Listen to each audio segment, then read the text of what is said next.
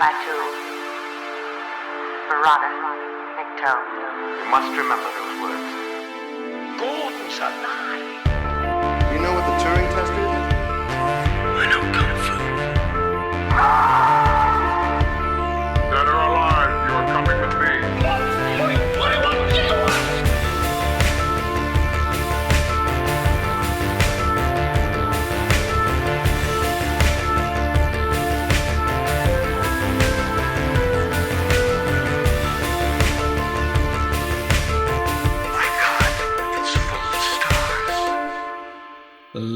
Ladies and gentlemen, welcome back to Stories Out of Time and Space. I'm your regular host, Scott Weatherly, and as always, I'm joined by my good friend and alien compadre, Julian Darius. Julian, how are you doing? You okay? Your comrade in crime. Yes. Yeah, I'm here eager to talk about the newest alien masterpiece. I mean, this is a franchise that just seems to go from strength to strength, from one masterful addition to the canon after another. Yeah, from Resurrection onwards, I think that's just yeah, we're going to be talking about Alien Earth. We are a little bit late to review this, I know that. Not going to lie, that's my fault, because I watched the first episode and I went, fuck this show. And didn't go back until we sort of discussed it and said we really should talk about it. And so this week I've watched all the episodes, and now we're going to talk about it. I'm sorry. No, it's no. Do you know what? I'm going to say I'm glad I watched it. I don't understand the praise it's getting. And you know, there are things in this I like. I think there are things in this that are well done, and then there are things in this that are head scratchingly. I'm pretty sure there's people going, "Oh, well, you just don't get it," kind of thing. But they say that. But I mean, I understand the praise that it's getting. People are brain dead. They didn't quite get the upload into their silicone bodies. Let me just be crystal clear at the outset. If you are a critic who has reviewed this positively, quit your fucking job, because you are a shit critic. You are an embarrassment to the profession. Whatever the fuck it is that you think you're doing, you are doing it terribly. Find another line of work. Yeah. Let's get into it. Right? So basically, the plot is, the world has been split into 5 organizations. One of them happens to be Weyland Yutani, our friend who we've known for many years, with many franchise entries in 2 different franchises now, and Prodigal, run by Boy Cavalier, who played by what a great name. Yeah, played by Samuel Blanken, and they have been working on robot or synthetics technology, and these are different variants. There are full synthetics, as we recognise from sort of Alien and Aliens, Bishop being probably the most sort of recognised one. And then there are cyborgs, there are people with sort of cybernetic enhancements, and then there are now people or children that are able to have their full personalities uploaded into a new synthetic body and almost or near indestructible and all that kind of jazz. Of this, Boy Cavalier has chosen a selection of children that are have illnesses, terminal illnesses, and so he's given them the opportunity he's given these children the choice to do this, and he will refer to them as the Lost Boys. He will give them Lost Boy names, everything from Wendy and Curly and Slightly and Toodles, Nibs, and then Smee, who isn't even a Lost Boy. He was part of the pirates, but regardless. And then we find out that there is a ship in space that works for Yutani that has been scavenging aliens from a different planet, and he's bringing them home, but was sabotaged, and he's crash landed into a prodigal city, or the prodigal city. Why he's got a single city when these countries, these things, companies are supposed to be running an entire planet, Don't know how that works, but besides the point. Anyway, it crash lands, and then the robotic bodied children, along with and a further synthetic played by Timothy Oliphant, Kirsch, are sent in on a rescue mission. There's all kinds of hijinks. They capture the bodies, including the eggs that we recognize as being from the xenomorph, and then some other fun little aliens, including an eyeball with tentacles. They take them back to an island, and hijinks ensues. Xenomorphs now have all aliens have a similar language, including xenomorphs. You can teach them to fetch, roll over, and kill at will, and be damned with all mystery of these information, and any mystery with regards to the first film of Alien as well. So let's get into it. Yeah, it's hard to know exactly where to start with the clusterfuck that is this series. Um Maybe we could just start with what's good and kind of get that out of the way. Um I think that the sets look great. Mm-hmm. I think the ship that crashes into Earth is obviously based on the first Alien. They made a lot of um, it got a lot of attention for their trailers featuring that and sort of Mm-hmm. mimicking the first Alien teaser trailer. Um, so, they've reproduced that. Now, whether that makes sense or not is another issue because although it's, the same fleet with Weyland-Yutani, this is a science vessel and the other one was a mining vessel, but, who cares? I mean, it looks great. Um, Generally the sets look really good. The design work's really good. Everything is sort of like lit well. It looks expensive. Some people have really dinged the xenomorph and that it's obviously a guy in a suit. Yeah, I'm It looks okay. yeah fine with that. I'm I think the fine with it. Yeah. practical effects quite good actually. I think it's good. And some people have dinged the CGI here and there, I think generally everything looks good. Um, you know, the acting performances are another story. I think mostly they're pretty bad. I Mm-hmm. think that Morrow, who's the black cyborg, is the standout, Yeah, oh, and is absolutely. by far the best actor. Timothy Oliphant is kind of okay, but only because he's playing an emotionless, synthetic. And really outside of that, it's a series of just how bad everybody else is. Yeah. But I would say it looks really good. It looks expensive. Um, I wish that we saw, I mean, really like the one thing this promised was aliens on Earth, which we don't really see. We see them Nope. on one little island. Yep. And seeing the five corporations battle for power. Well, we see a couple boardroom meetings, which look ace, but we don't really have much of a sense of the wider world. Nope. Um, so yeah, I would say generally it looks really good. It does. No, And yeah, absolutely agree with that. I agree. I think the special effects are actually good. I think um, we'll get into the spaceship thing. I do have issues with that because they just go, yes, we're going to make it look like the designs that were used in the '79 Alien film, and then but actually what we're also going to tell you is that these things have been in deep space for 65 plus years. And you go, okay, of course, the technology has not advanced any further in those years, and actually Alien takes place even further in the future of this.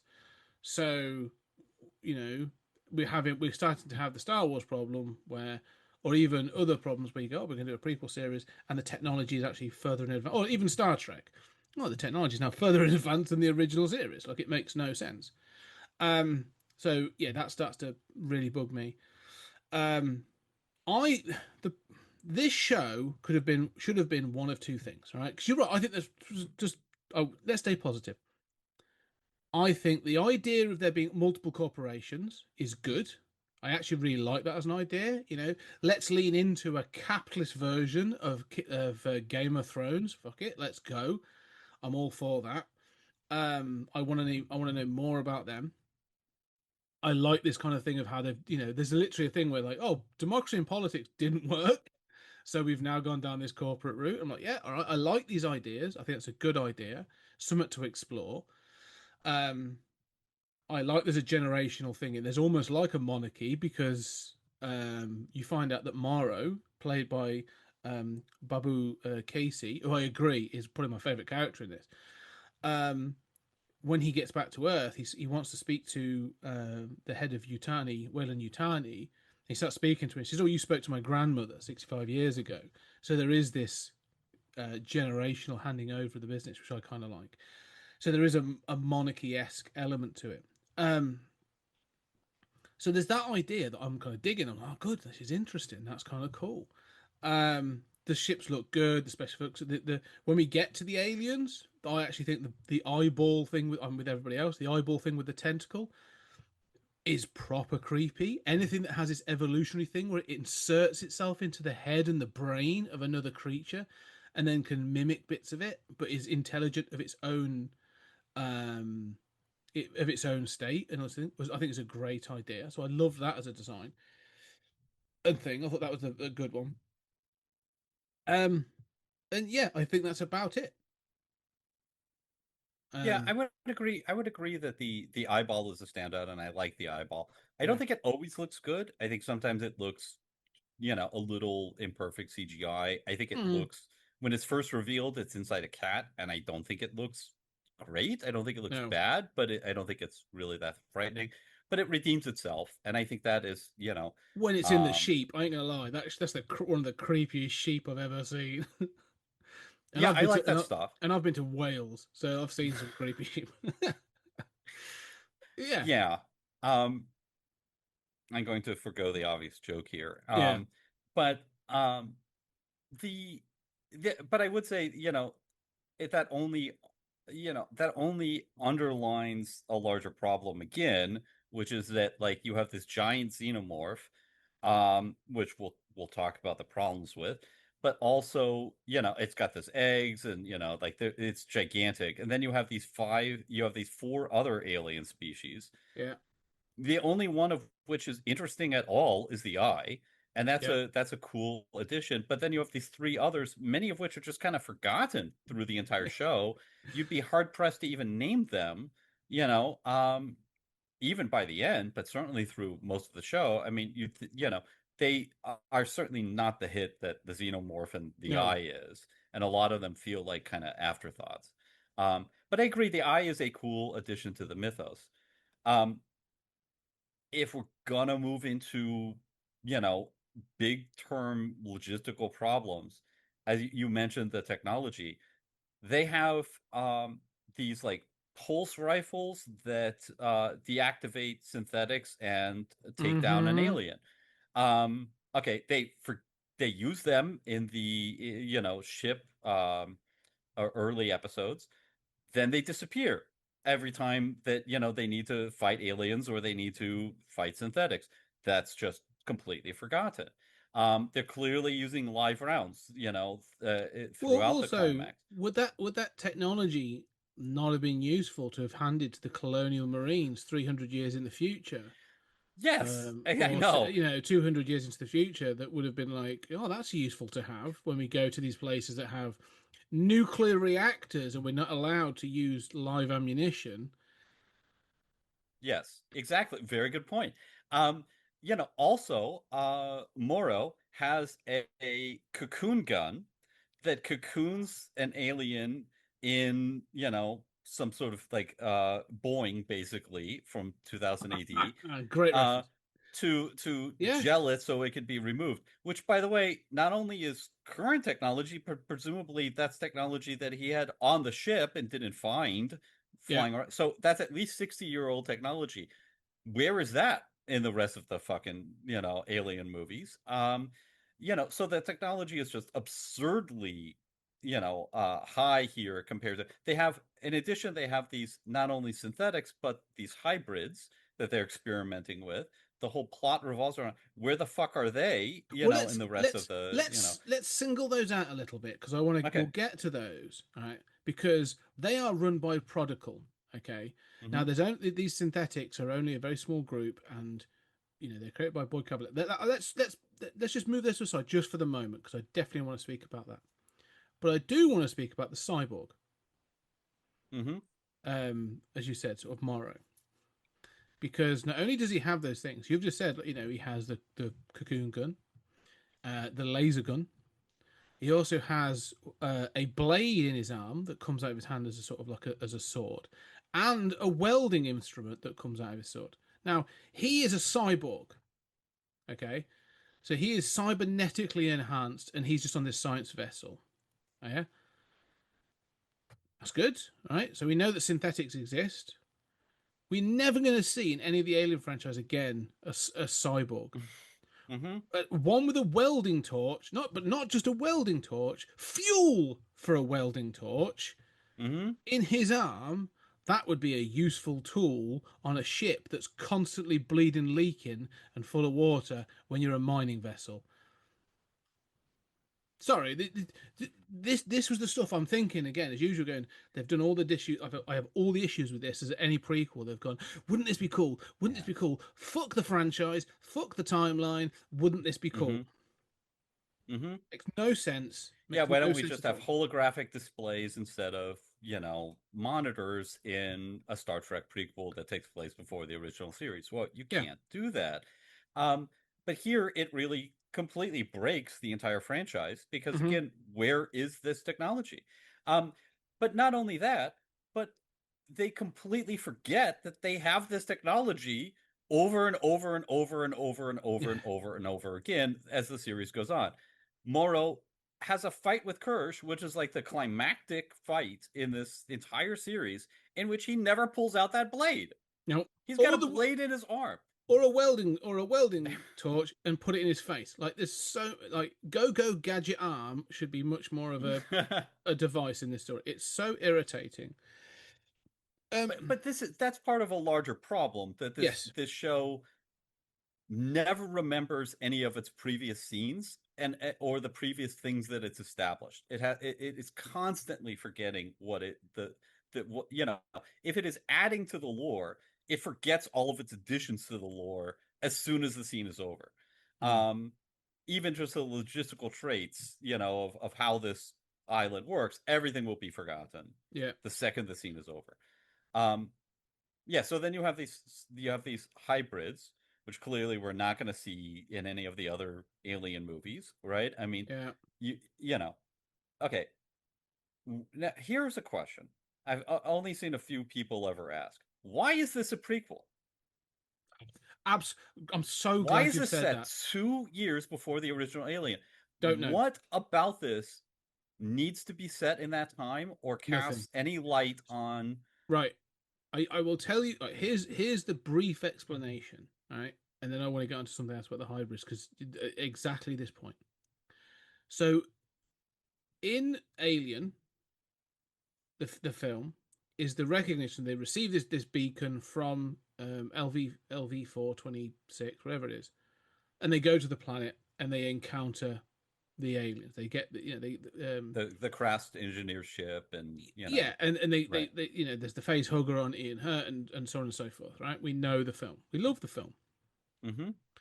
One of the mysteries that film introduced that was sort of addressed a little bit in Aliens is who is Ian Holmes' character talking to through Mother? Mm-hmm. Who is giving the orders to say, bring back the specimen? Now, we know it's Weyland Yutani, because that's who Ripley and stuff is working for. So this series is kind of saying, oh, no, Weyland Yutani are aware of these xenomorphs and they're aware of alien life. So any ship that's in deep space that comes across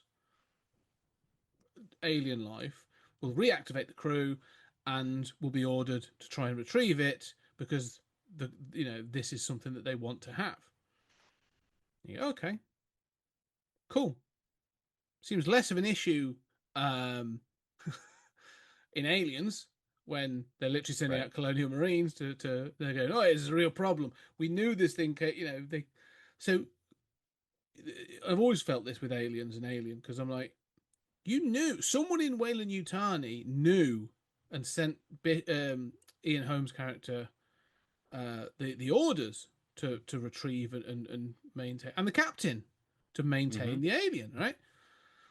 By the second film, by Aliens, there's no record of that. We have no record of this thing. You know, we just know about the ship. We wanted that there was a dollar value attached to the ship that that you blew up. That's the concern. And then they went back to LV-426. But there's an entire conversation in the first film between the Nostromo and Earth, Someone back on Earth. someone back on Earth about At these aliens. Weyland-Yutani, right. So, Weyland-Yutani. So who was that? Well, according to this, it was the highest levels of the organization. Mm-hmm. Well, in that case, then they should know about it by aliens because they've had this long-standing thing of finding aliens. So why did they send colonizers to the planet? I know. They know that they've been to, that they know has had aliens on it. This starts to make no sense. Like, it falls apart. Well, and as you say, like, it is ambiguous how much Weyland-Yutani knows in Alien and even Aliens, right? Yes. Like in Aliens, we have Mad About You guy saying we don't have any records of this. We don't know if that's correct or not. So there's always this kind of like mystery of how much does Weyland-Yutani know, right? Mm-hmm. But clearly, it's not everything, right? Like, No. it can't be everything, and have these plots work.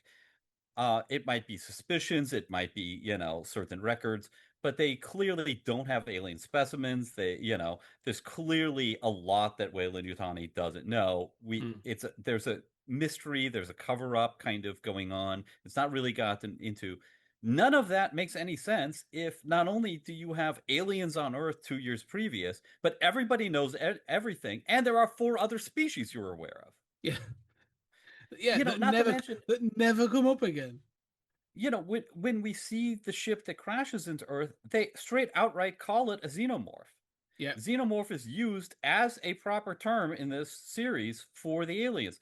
That is an ad hoc term used in the first Alien movie for just a form of life that comes from outside of, the solar system that we don't know what it is.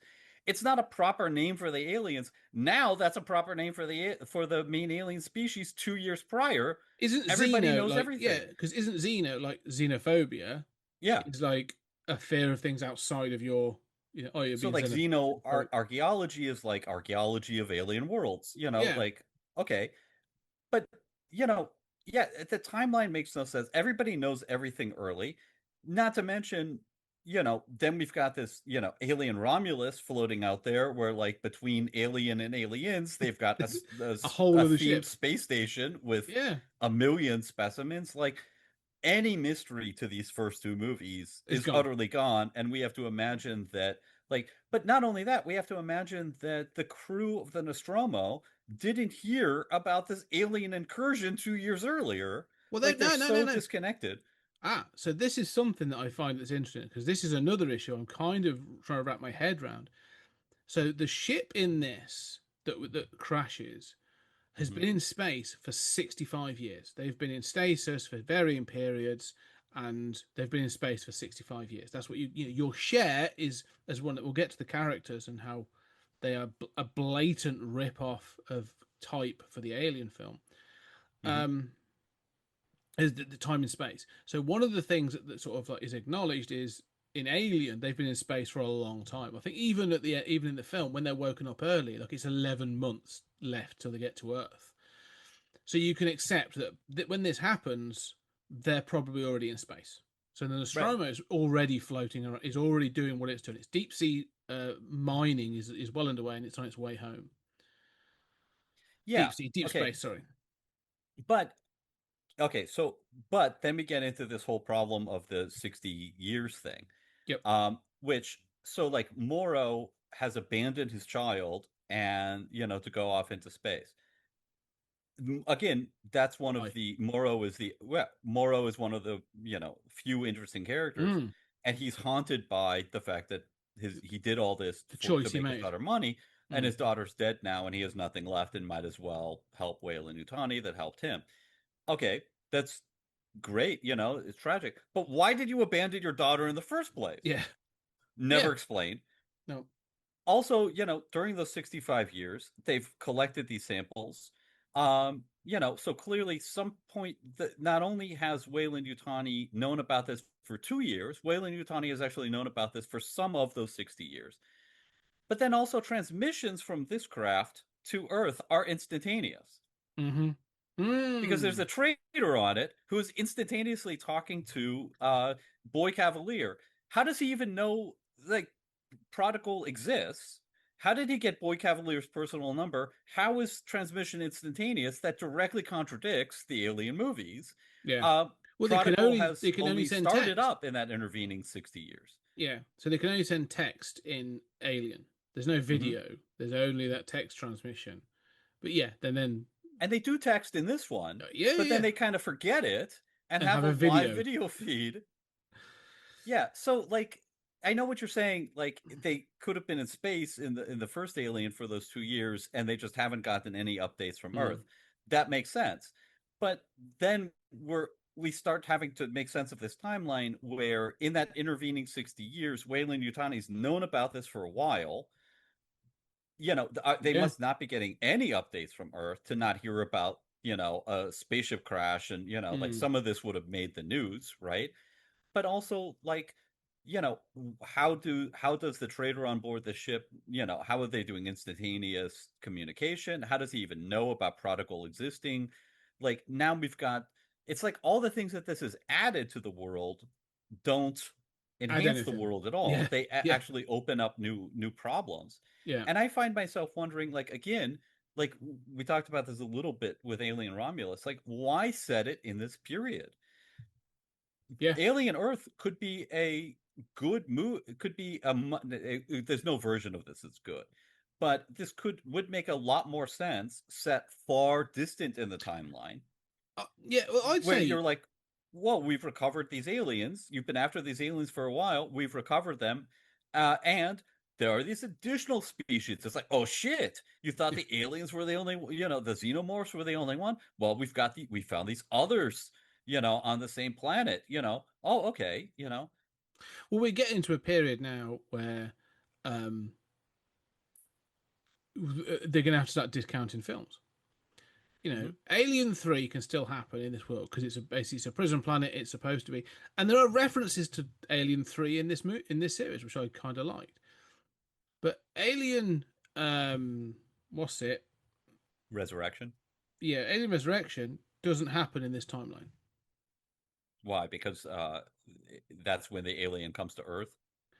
Yeah. Well, no. Basically, yeah. Alien Resurrection ends where this show starts, but also, Alien Resurrection is set 300 years beyond this point. And if they're dabbling with sort of like these hybrids and synthetics and all this other stuff, and the best that they've got in 300 years is still a synthetic that looks like Winona Ryder, I'm not complaining. Winona Ryder's a very attractive woman, and her character is kind of cute and cool. But like the best that they've done is you breathe on a locking system to get in a door. Like it's Well, you say that, but having breath identification is miles beyond anybody either on the ship or in Prodigal in this who seem to have no concept of security. Yeah, like the island and stuff, but like no, it just no, the timeline is you're this right. Should like exist. Alien, this should exist. This will work post Aliens. It's a forking off of the story. Yes, right. Here's Ripley's story. Here's the other story. Here's the Wayland Yutani story that follows on from Aliens. That's or set it post Alien 3, which is right after Aliens, and then you could say like, oh, the people in Alien Resurrection were write it off. Just just go. This Alien Resurrection no longer exists. We're now forging a new path beyond Aliens or Alien 3. I'm fine with that, but this being a prequel just doesn't work. It just doesn't work. No. And it also, as you said, it kind of removes all mystique from the aliens, from the xenomorphs. Like, none of it. Because again, even like at this point, they fetch the eggs, right? They have 4 eggs in this thing. Yeah. That's the samples. We don't know how they got the samples in this thing. There's Mm-hmm. never like we found they've got these samples of aliens. You know, they're all on the ship and they're all sort of locked up and they're taking um in taking experiments and all that kind of stuff. Right? Cool. But we know in Alien that, and we see in Aliens as well. Like when you find the eggs, there's all the sort of like the resins up the wall, and there's hundreds of eggs, and you know, there's a film over them and all this other stuff, Mm-hmm. right? And as we learned, there will be an alien queen. So something like the science of this, because we know it from a later film, and they don't think they have to answer it. You're talking Kirsch, about like the life cycle, like yeah, literally, Kirsch is the scientist, like um, Timothy Oliphant's character. Like he tries to keep going on about the scientific method. It's not a suggestion; it's a thing. I don't know. Cool. Then start asking some sensible fucking questions. yeah. Like, This oh, this these face hugger things come out of these eggs. Cool. Well, they're tiny. Who lays the eggs? We now seen the xenomorph, but the xenomorph doesn't look like it lays these eggs either. Who lays these eggs? Where did these eggs Mhm. come from? How does this work? Why do they bleed acid? Blah blah. Like, there's no science being actually done in this. As always, it's the typical alien. We're going to cut this thing open and have a look inside it. That's not the science you should be looking at. That's right. There's a biology element, but like, cool. There should be a question of going, how did this group of scientists get these eggs? Sorry, but Yeah, like they just I seem mean, to have 4 eggs. yes, it's annoying, but you're right that there's this kind of like dial like this movie. This show talks about the scientific method. It wants to be smart. It's constantly talking about how all these characters are so smart, Mm-hmm. except they're all absolutely brain dead. Yeah. We'll get into a lot of examples of that, but just everybody is, with the possible exception of Kirsch, but even he is just more mysterious than smart. Everybody is absolutely insane. It has all this dialogue about how all the characters are super smart, and the therapist is super smart, and Boy Cavalier is super smart, and everybody's super smart. They all behave as if they're brain dead. I Mm-hmm. mean, everybody is absolutely brain dead. Every single character in the show, doing dumb things. But even like it gives this rhetoric to science. But then, as you say, nobody follows science. They understand more of the alien life cycle here than they're going to learn in the next few alien movies. Mm. And not only that, but they don't even take the safety protocols that you would take in a high school science lab. Yeah. Yeah. Well, us get to. I want to talk about this. So this thing about Boy Cavalier, right? Because I've seen this thing of like, oh well, with Elon Musk sort of being the first trillionaire now, like Boy Cavalier makes total sense, and you go, no, he doesn't, because this comes to the writing of this thing, right? And it comes to the two things that kind of bother me more than anything: the trope of the kooky, arrogant genius, which is boring. I just find it boring now. Like it's not fun. It's not. He's irritating, but but he's not even like he's going. I'm the smartest man in the room, and sort of like as if he knows everything. But the fact of the matter is, like he clearly doesn't. Like he never does anything smart. He never does anything that goes to me. Well, he's clearly a genius. He's just an arrogant prick. And so I'm kind of bored of this trope. This kind of arrogant genius. Yes, I get it, but you've got to be at least charismatic or something to win these people over. Like, and him like using his feet to change the screen. Telling me, oh well, or just trying to be obnoxious. And you're like, no, he is just obnoxious. It's a boring trope. All right. Um, the other one is what did I hate most about Black Mirror? What was the thing that I was like, if I have to watch that again, I'm done. Yeah, you're going to say the putting human consciousness into a Oh, digital version, the into an moment android body or something, a that's computer or absolutely whatever. yeah, the Yeah, uploading of a consciousness into a digital environment. The moment they did that in the first episode, I was like, I'm out. I'm done. This is a stupid idea. I'm bored of this idea. We seem to have obsessed with it. It's a stupid idea, and I'm kind of done with it. And so that was it. Instantly, the fact that they're mixing it with the whole Neverland thing was just is even further ridiculous and annoying. But like, yeah, this concept of I was like, oh god. let me back up and first address the Boy Cavalier thing. Like you and I are totally down with making fun of Elon Musk, and this kid seems very much like Zuckerberg to me. Yes. Um, by all means, these tech bros are half as smart as they think they are. Elon Musk is a brain dead drug addict, okay? Mm-hmm. Um, who doesn't understand anything about science, is a shit programmer, couldn't pass a basic test of argument and logic, but thinks that he is steering human civilization, right? Mm-hmm. Um, Clearly Noah Hawley um, is aware of that and wants to make fun of that and show this kind of corporate future. Except that this depiction makes no sense. As you say, like we find out later through the flashback episode that he engineered this crash, right? Mm. Oh, interesting. So, were you ready to go when the spaceship crashed? No.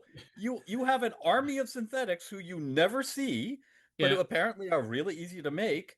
You don't send any of them in. You send Kirsch to supervise these new prototype kids because you have no plan for when it does crash. I mean, Yes. a somebody with an 80 IQ would do better than this.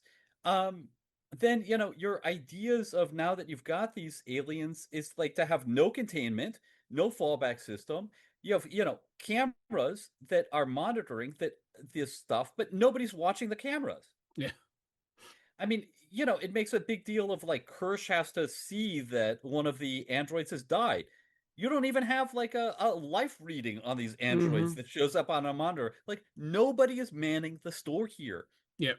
His decisions are all, he doesn't evacuate. I mean, you and I are very sympathetic to the idea that, these tech bros are not as smart as they think they are. Mm-hmm. And, Elon Musk is um, brain addled and can't do basic logic. And, I mean, makes all these absurd promises, that don't come true and nobody holds him to it. And all these guys are half as smart as they think they are. Yeah. But here, Boy Cavalier is, and I get that, Noah Hawley's trying to do that and trying to portray this post-capitalistic, future. You and I are totally down with that. We're sympathetic to Mm. this idea. But the depiction of Boy Cavalier is like he's got like an 80 IQ. Nothing he does makes any sense. He knows that the ship is coming because we find out in the flashback episode that Yeah. and there was a traitor. So why does he have nothing ready to go for when it lands? There are no synthetics. He's got all these synthetics. He doesn't send in a wave of synthetics. He sends in these prototypes that are expensive new. By the way, children who are going to be traumatized. You've put a child's brain in a robot's body. The first thing you want to do is send them into a mass casualty event. Yes. At least like Black Mirror didn't say we transferred a child's brain into an android's body. Let's send them to the World Trade Center, on Well, 9/11. I think, but it's worse and worse over and over again. It's this kind of really sort of rinky-dink trope of like he's quirky and crazy and really just a child himself. And you go, he loves the idea of prodigal. He was a child prodigal or whatever, right? Prodigy. Um, and so I get that, and he's supposed to be young and sort of like immature. But the fact that like, you then do have like, he says, "Oh, I'm running this multi da da da da company," and you go, "Okay, well, you're clearly not because you're on this island doing this kind of things. You clearly have CEOs and heads of all across the world running this running protocol. So you're not running this mass organization. You're just doing this one thing. We never see you taking like a board meeting or, making executive decisions about anything to do with any of the products or anything in your organization. So you're not actually running anything. You just have your name to it. You own it. There's probably like, a share situation where you are the major shareholder, but you're not actually a genius making genius business decisions. You seem to have invented things. So you go, okay, cool. But you're right, but he's not a strategist. He's not doing anything clever. And the fact that there are people around him that could be like, no, this is a stupid idea.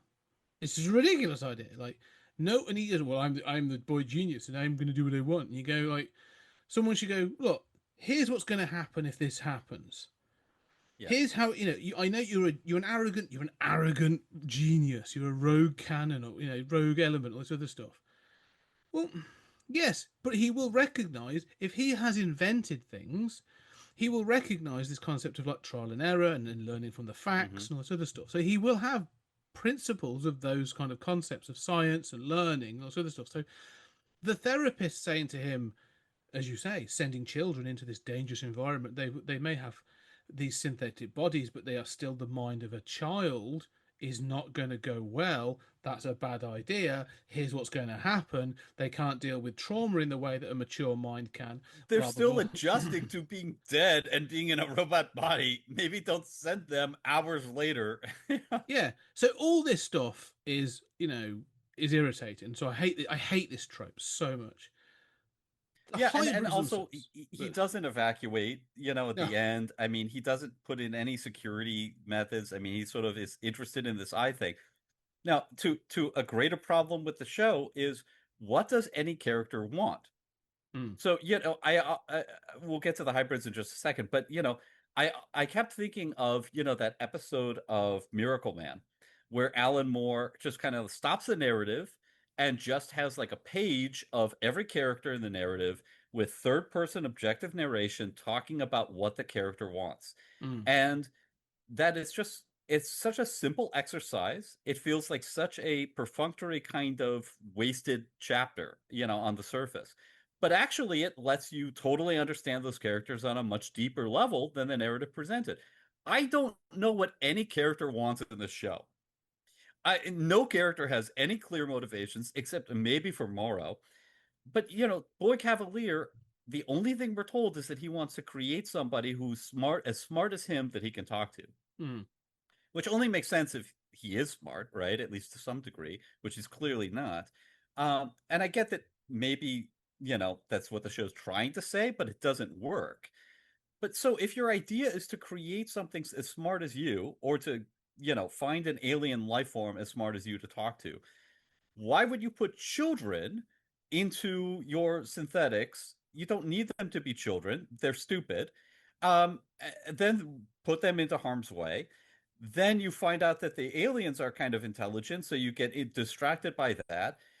Except, his whole big plan is to put the alien into a human body, and Ugh. his plan to execute that is to just unleash the alien from the cage in his own quarters, Yeah. knowing it's not an airtight thing. And you think somebody would say, like, sir, maybe it'll escape, which it promptly does. Yes. um you know so I mean, nothing he does makes any sense, even if you accept the terms of what he quote unquote wants. um and to the hybrids, I'm more forgiving of this than you are as a trope, right? However, for a show that is so interested in navel gazing AI, kind of like, it has the problem that a lot of alien franchises, like especially the problem that Prometheus and Covenant have, Mm-hmm. of like focusing on the synthetics more than the aliens, right? Mm-hmm.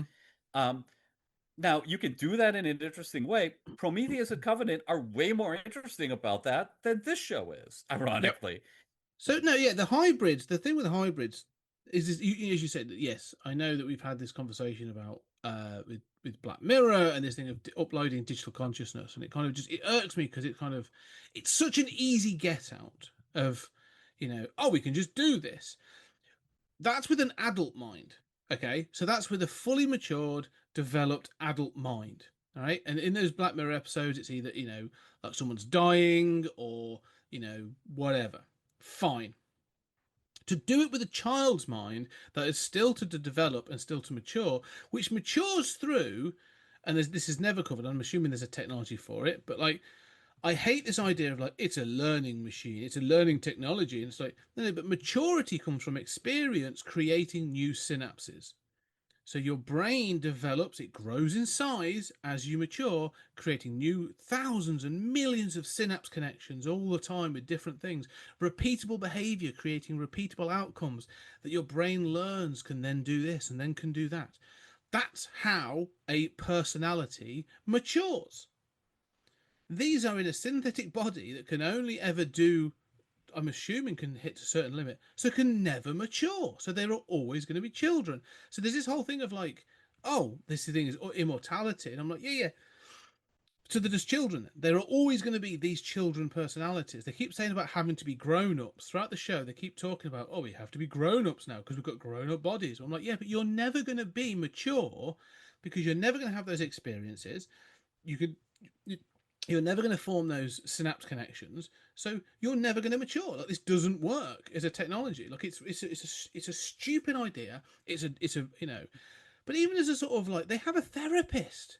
This woman who's like, we're saving these children, and then later on clearly acknowledges that they're all dead, that their personalities have gone, that they don't know what they are.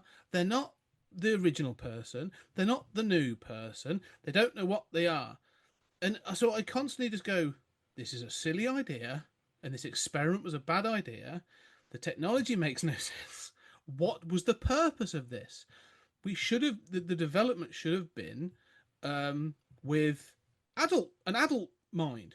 The fact that it's kids just kind of really bothers me. Not even from a morality point of view, just from an ethics point of view.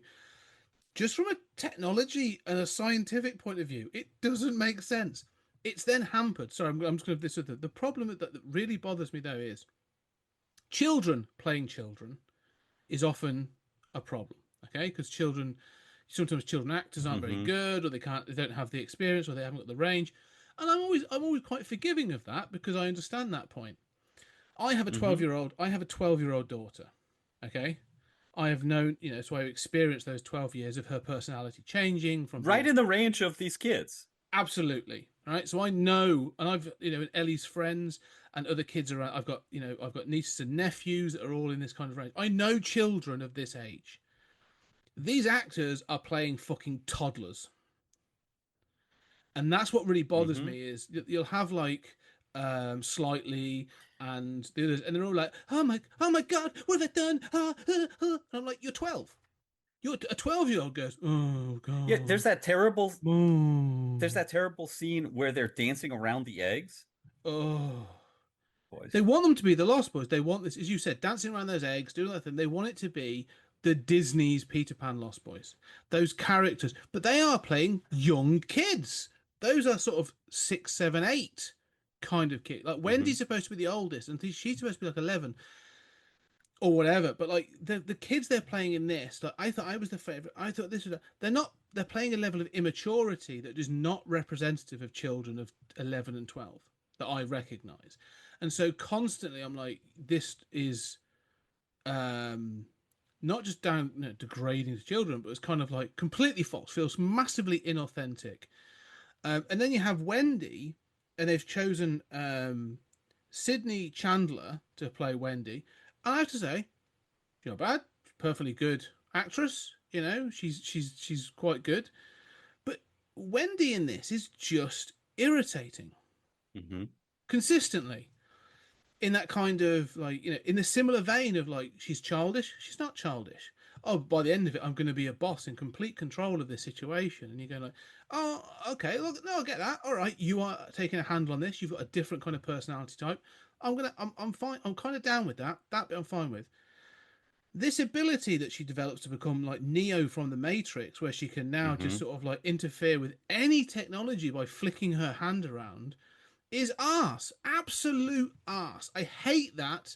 And then the fact she can then talk to aliens of any type, but all of a sudden we find out that the xenomorphs just have some clicky clocky kind of language is horseshit. Utter horseshit.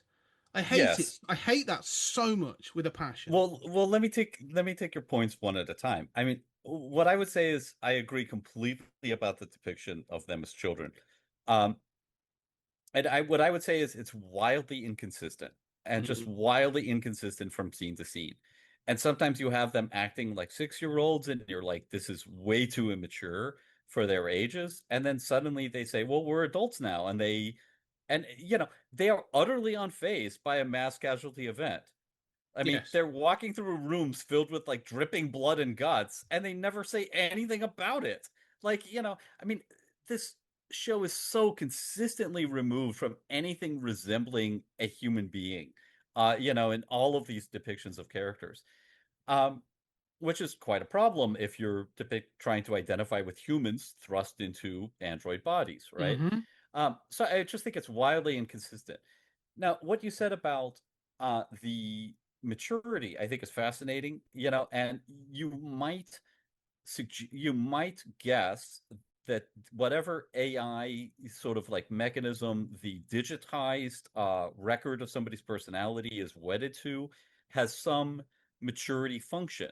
Mm. Clearly, Wendy evolves, right? Some of them mature, others change somewhat. Um, so there has to be some possibility of change, but as you say, that is a mechanism that is replacing a normal maturation process. It's not going to be identical. This is a subject that you're going to want the show to address. Mm. It doesn't address it, nor is it even aware of it. No. You mentioned like visiting. There's that terrible scene of the therapist visiting the graves during a full shutdown with Yeah. alarms going off. She's just wandering around, and is at the graves. Um, You'd think somebody would stop her going out. She wouldn't want to do it. If she does decide at that moment to go visit the graves during an emergency, some security officer would stop her since the show has had no security officers, but magically has like 100 suddenly. Mm. Um, you know, Nobody stops her. But it's not clear to me that the show is really taking the stance that they're dead and it's a copy, of them in the android bodies. That's something they should figure out, and this should address like the teleporter problem, right? Like, is this a copy or the original? This is not rocket science. I mean, I think that I'm less troubled by that trope than you are. I think you can do it well. I think the show starts with this idea of like children could adapt to new situations better. I mean, I think that's interesting. But then instead of exploring all of this, it's, for all of the navel gazing of the show, instead of actually exploring any of those topics with the synthetics, as you say, it just throws that away and gives her Neo powers out of the Yeah. blue for no explanation. Why do all the others not have that? Well, Because Wendy's a leader and she's a Mary Sue. I mean, yeah. No. nothing about this makes any sense. So just 2 points I want to make. There is one character that I find kind of interesting, and how they deal with her in this situation is kind of, it enters into this territory. So they have this conversation around whether or not they are dead, and like they have this argument of like which, because at one point they're like, one of them, Smee, I think it is, has this thing of, well, my former name was this, then they called me Smee, but I'm not my former self, and I don't want to be called Smee, so I'm going to claim a new name. I'm going to call myself Isaac.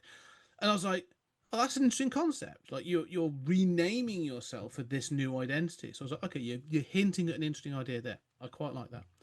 Nibs, the sort of the redhead of the group, when she declares that she is pregnant, and then has this moment of, I'm pregnant, and has this kind of breakdown, but keeps talking to her Teddy and this thing. So this kind of like this dichotomy of like, no, I'm a mature woman, I have a woman's body, I am pregnant, but then is still talking to this Teddy. And then they go, this was caused by a trauma. She saw this alien thing ripped out of the head of this cat, and she saw, the eyeball thing, and it attacked her, and she had a kind of like response to it. All right, well, we're just going to cut that out of her brain.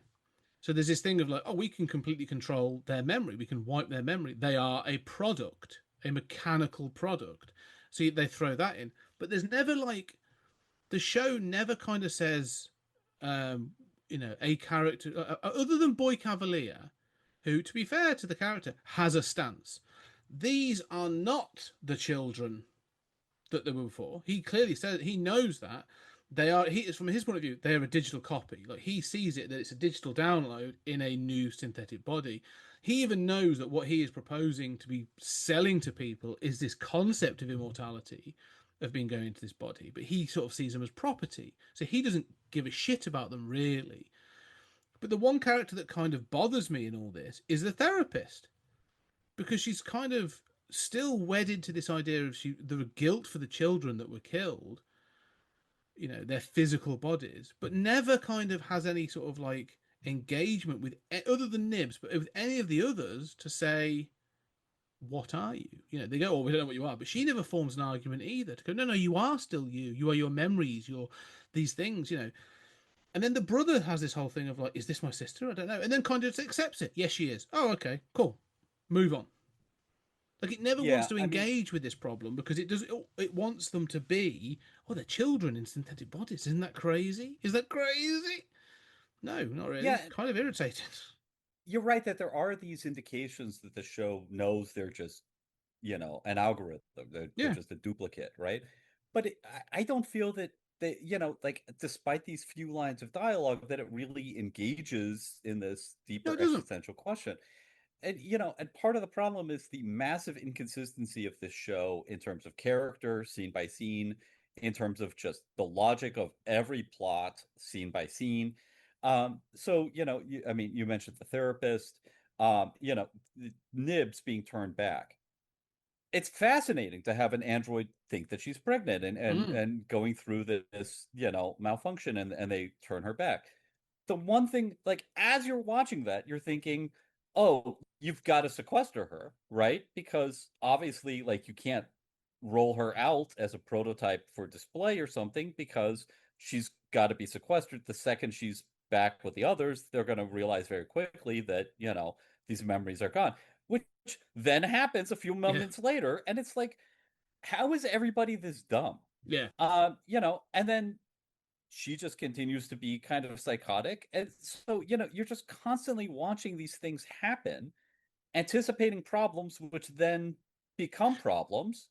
Um, then there's that other one who wants to be Boy Cavalier's favorite, and yeah. you're like, oh, Curly. okay, that makes sense. That will come up later, as she becomes the traitor of the group, right? And is but that's just completely dropped. Yeah, Yeah, no evolution. They're just dropped in favor of Wendy, and so I mean, there are interesting things here, but it never explores them, and is instead interested in just these kind of like plot happenings hmm, that just kind of happen, and then characters just reverse them, do something else. Just another happening happens. None of them make any sense. They're all dependent on like the last happening that made no sense. And so we're just kind of nowhere. yeah. No, it's. I agree. It kind of like it keeps like Nibs in particular. When they try, I mean, like for example, when they try to escape, you know, and they get to the Hmm. boat and she's with her brother, and then all the soldiers turn up, and Nibs kind of, you know, you realize that these bodies are stronger. They've shown you from the very first episode, like these bodies are stronger, and you know, will make you stronger, faster, better.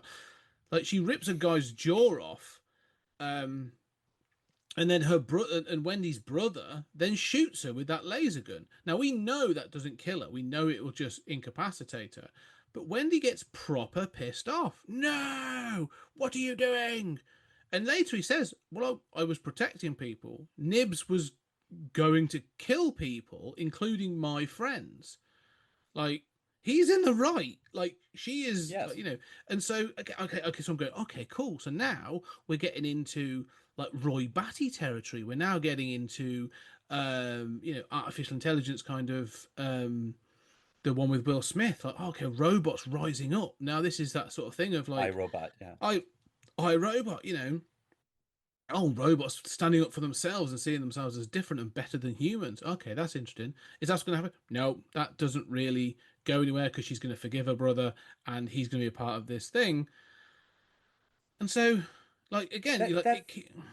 that fight on the docks is Mm, one of the worst moments of television history, where you kind of have all these soldiers standing around. They're just kind of like CGI background characters just standing on the docks watching this happen. They don't intervene.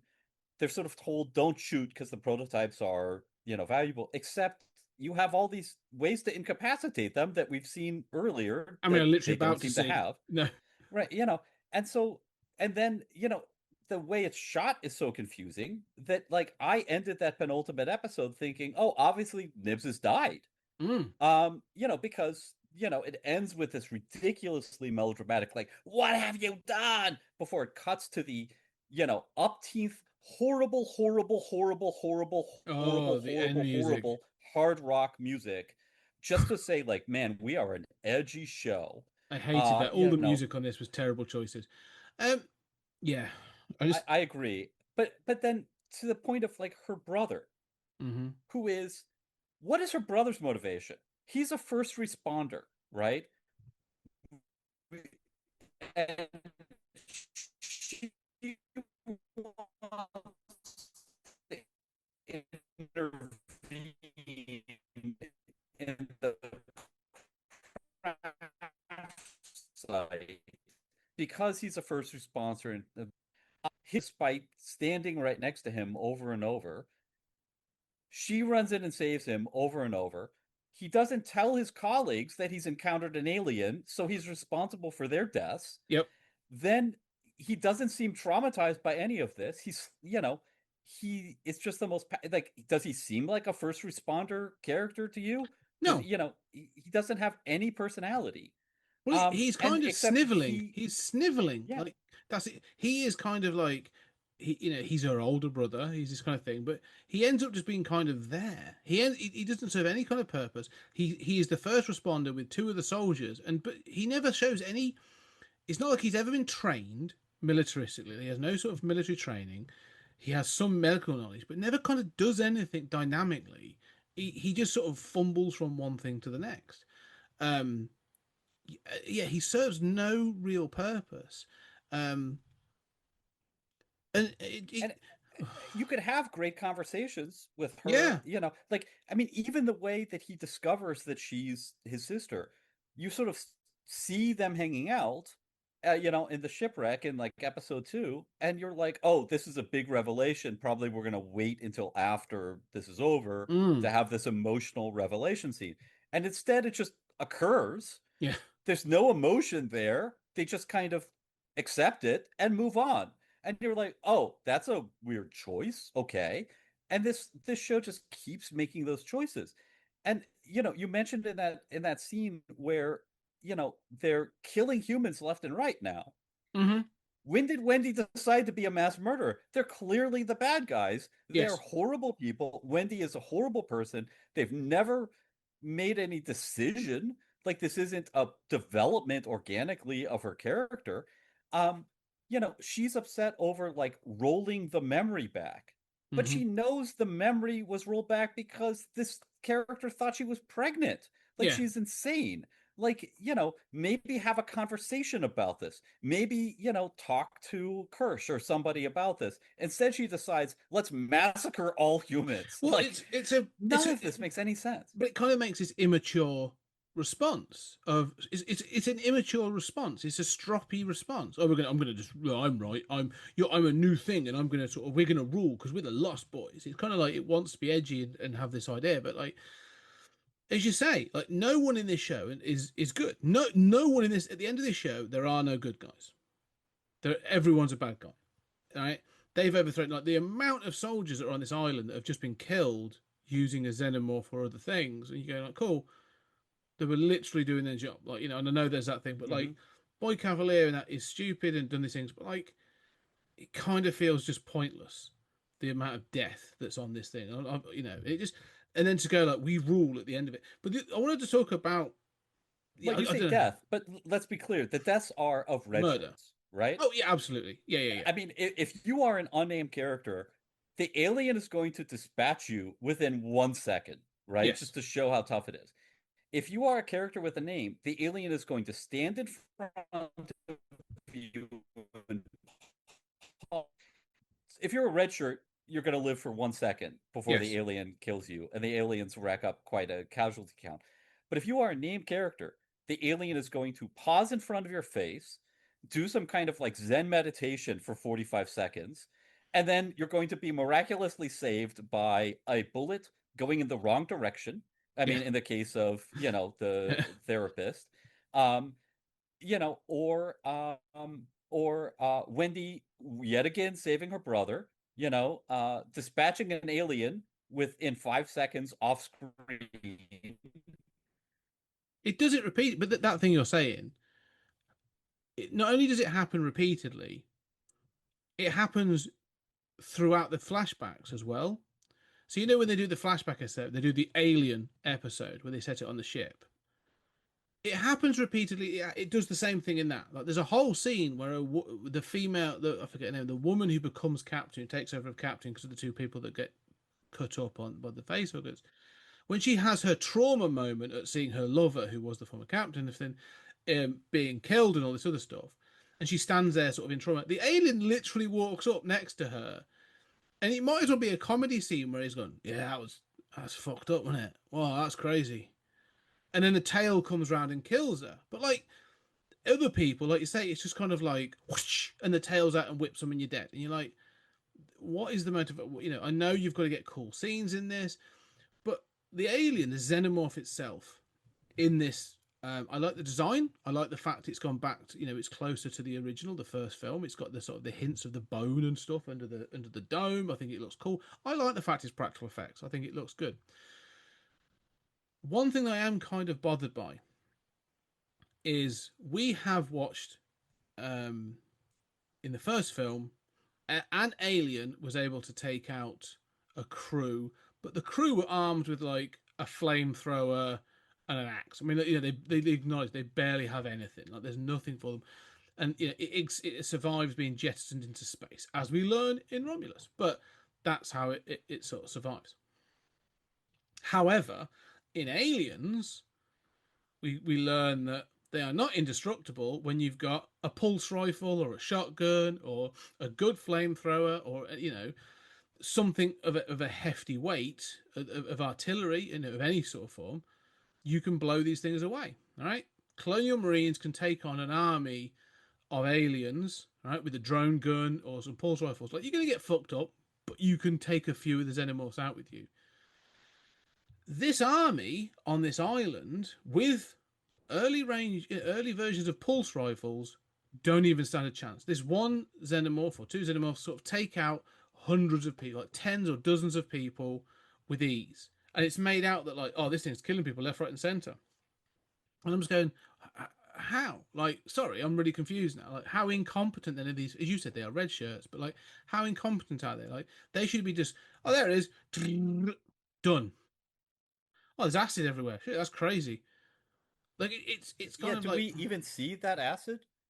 Like, not in the Alien, but in when the that face hugger, we do. when that therapist is shot, the alien threatening her, the bullet comes, of course, from Mm. from the wrong angle, right? It looks obviously, I mean, it looks so much like just like a powder squib exploding, Yeah, right? yeah. There's no damage to the alien. He's been shot by a pulse rifle. Yes. That Yeah. should explode Shatter it. acid all over her face, Yeah. right? Instead, it makes a little puff of smoke, and then the alien runs off. Why doesn't the alien turn to them and murder them within 6 seconds, as it's done everybody Everyone else? else. Yeah. Because we need her to survive, right? Yeah. And so it's like the alien has been made invincible to gunfire. Mm-hmm. It's bulletproof now, but at the same time, so it's been made tougher, but at the same time, in a way that makes no sense and is not interesting, but in a way has also been made unbelievably vulnerable and turned into a trained dog Yeah. that All just you have to do obeys is commands. all you have to do is talk to it in its own language, which language is a context function of of anything that has a language. It's a context function, which is why we have multiple languages on Earth. That's why I live next to a place called France, and we have a very different language. It's all based in Latin, but like there are people that speak French and Spanish and German and English, and going back further, you can have Celtic, Scottish, all these different things. I'm an American. Yeah. I thought everybody just spoke English. Well, yeah. Well, you guys speak some around English, but even like in Hawaii, like you have those Polynesian languages. Language is context based. So for her to be like, oh, I can now speak to this alien that's never had any contact with its own species, well, then it doesn't have a language. It's an instinctual. This thing is an insect. It's a giant insect with some base intelligence. That's how it's always been described. That's how they have always been represented. Now now it's fucking Lassie, and it can be called. Yeah. you can call the damn thing and it will do as its command is oh, Well, it's the so I mean, worst kind of horseshit ever. remember all the like this movie has been made post Arrival, Yes. Yeah. right? Like Yes. we have demonstrations of like, oh, by the way, people, like alien languages are not going to be easy to learn. This is some kind of like weird click-based language by a brain that we can't even understand. Hmm. Not only does she learn it in like 2 days, but she also forms a bond that allows the alien to be like, "Oh yeah, sure, I'll follow you around." And so and as you say, how did it learn its language? It hasn't been socialized. So I mean, this is so I was mind-bendingly I was stupid. waiting for them to be like, it's bonded with you. It thinks you're its mother. I was if someone had said that, I'd have thrown my telly through a window because that's where I thought it's heading. But I'm so glad it didn't. But like, it just My feels that theory though, it's one step away from that. but you know my theory is like, what it's trying to do is it's trying to depict like, yeah, so Boy Cavalier is stupid because Mm. tech bros are stupid, right? Except that still doesn't work. I Hmm. mean, if he's dumber than, anybody I've ever known, that still doesn't make sense. He's not leaning on the devices available to him, the resources available to him. Um, Nobody in this show acts like a real human being. Mm. Um, but similarly, I think that what the show is trying to do is like say, wait a minute, nobody's ever tried to talk to these aliens. Yeah. They're the other, right? Really, Ripley should have just, said like, okay, I know you want to kill us and lay your eggs in us, but um, can we have a conversation about coexistence? And I think that's what the show is kind of suggesting. Like Hmm. the aliens are the refugees that who have been demonized, right? Except that doesn't work. No. Like I'm down with the sentiment, but it doesn't work with the evidence. You can't train a dog in 2 days, let alone an Well, alien intelligence. there is that conversation exactly as you're saying. The brother at one point, the brother says about, well, no, we can't trust them. They're animals. Like these are, they want to kill us. And Wendy makes this kind of like half-assed defense of it, and he says, "You sound like a child," and I'm going, "Yes, because she is. Her argument is flawed. It's stupid." But also, what the show wants to say is like, no, no, he's an adult and doesn't understand, and actually, she is right. No, no, no, she's wrong. Mm-hmm. Right. Everything else we've ever seen before this is that. And if you're going to go down the franchise route, okay, let's just hold this on. If like you've now got, well, I haven't seen it, but you've got Predator Badlands coming out, which is includes a synthetic in it at some point in the Mm-hmm. future that includes Wayland Yutani technology, right? And so that film includes still keeping the entire Predator canon. Okay, so they are saying that Mm-hmm. like in 1987, Arnie took on the Predator. Like Danny Glover did it in 1991. These things existed in these years. There is a Predator universe where these things happened, and that includes the aliens being used for however many years as cannon fodder, hunting fodder for the Predator species. So this thing of like, if you just spoke to them, they would understand, and they're just they're a misunderstood kind of thing. No, they're an invasive species that take over and destroy everything that is in front of them. They don't kind of coexist with anything. They kill everything. Like that's the point of them. Like I hate this concept with a passion. I think it neuters these aliens to become, Yeah. they try to make them, oh, but they're more intelligent. No, it neuters them absolutely to becoming pointless. They are no longer a threat. You can just mimic the language and they If will you just do as you're ask them told. nicely, they I, become Lassie, I want right? to see Wendy do this with a alien queen and then have the alien queen rip her in half and just be like, fuck off. Because it's awful. This concept is dreadful. Yeah, Um, I agree it's dreadful, but like you're right that the show wants you to think that Wendy's right there yes. and not a child. And there are multiple points like this where the show has like some line that's trying to explain something and is like supposed to be deep, but it actually makes no sense. Um, and her explanation for why she sympathizes with the aliens is that they're honest. Mm, In that conversation, I anticipated that line. Like I know mm, where this is going. Well, what they're honest about is trying to kill us, Yes. right? Like, I mean, it's like saying, the bugs in Starship Troopers are honest. Like, Yeah. well, actually they are intelligent and maybe we could talk to them, but you know, they're great.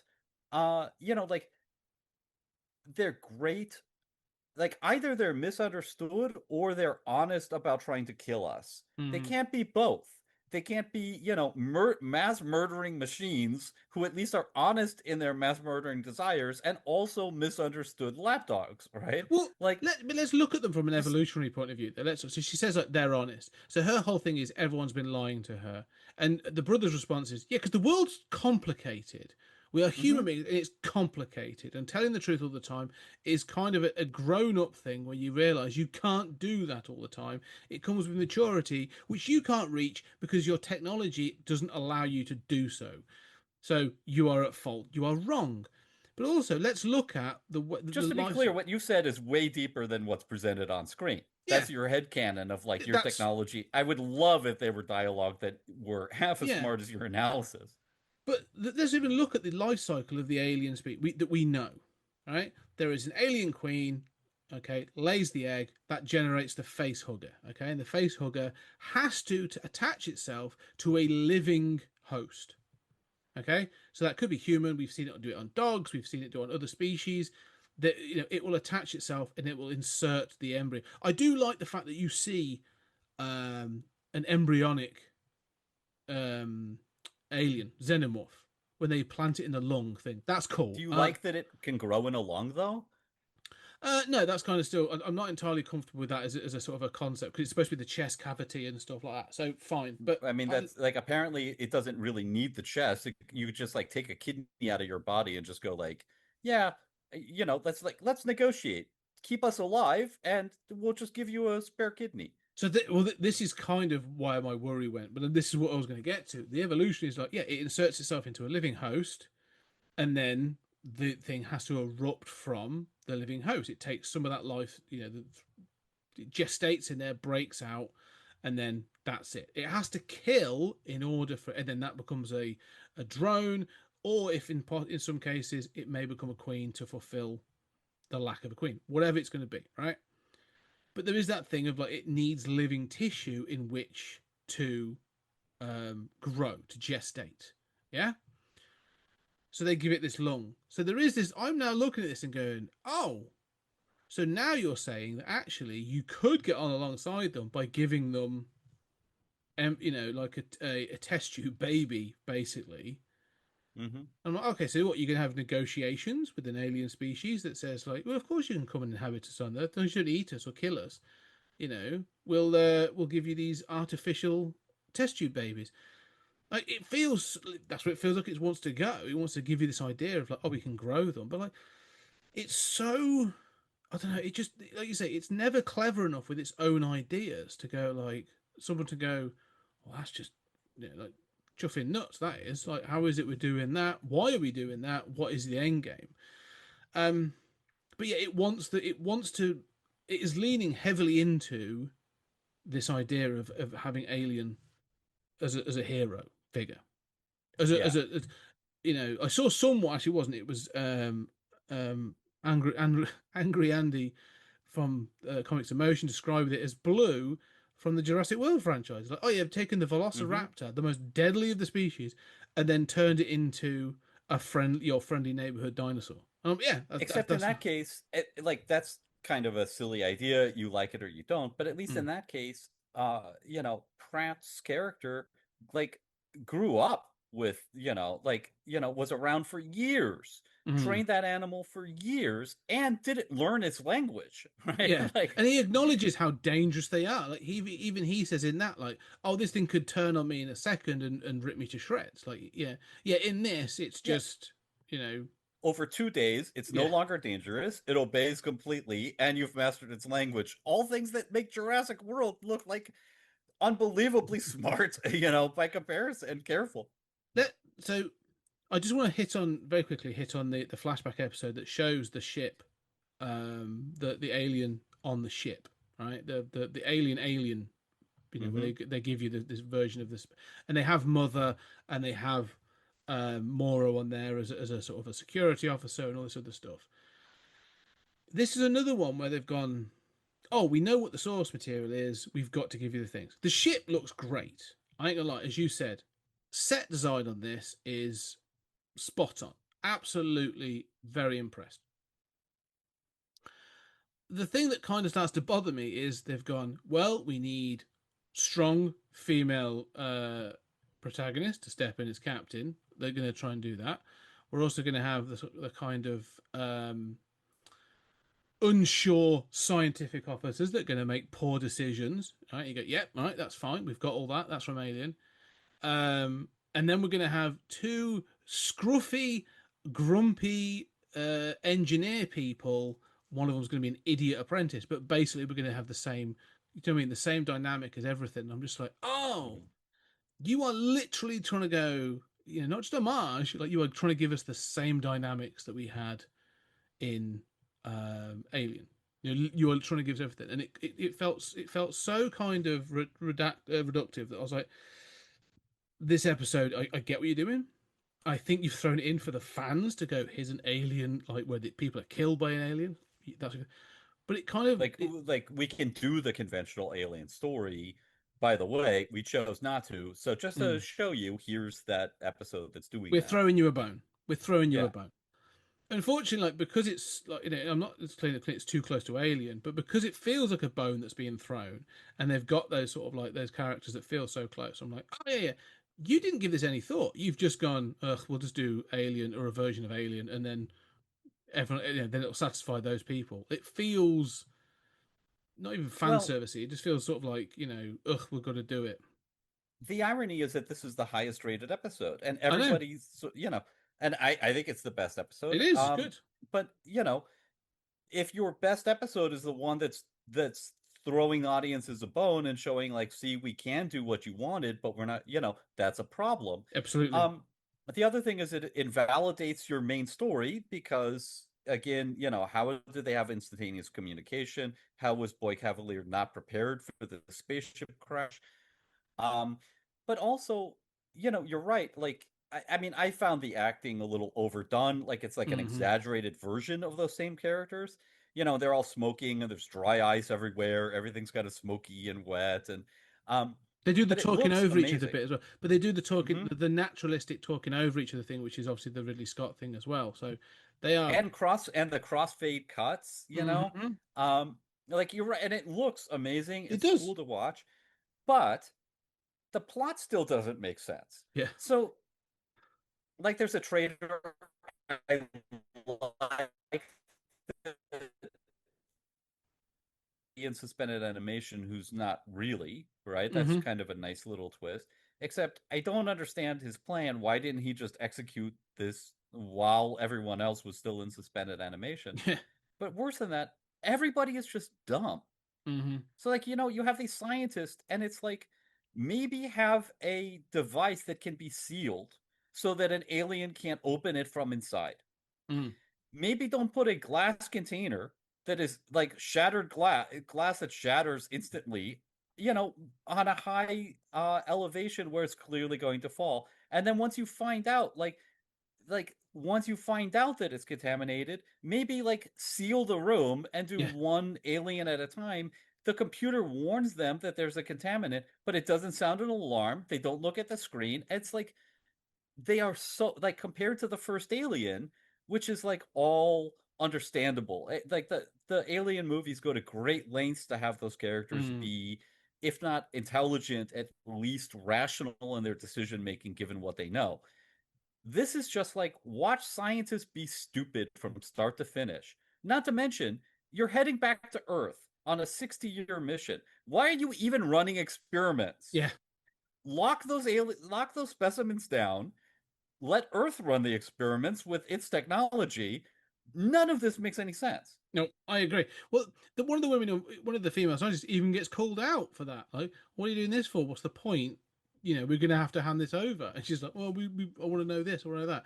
Like, yeah, it doesn't, it feels, it's there to facilitate the rest of the story, because it's obviously it's the crux of the why the ship crashes into Boy Cavalier City. But like, it's some of it's very good. There are scenes in it that are very good. Again, I think Morrow is the star of the episode. I think seeing him as he's a competent security officer. Like he's the Ripley. He's the one that's going like, no, we lock this shit down.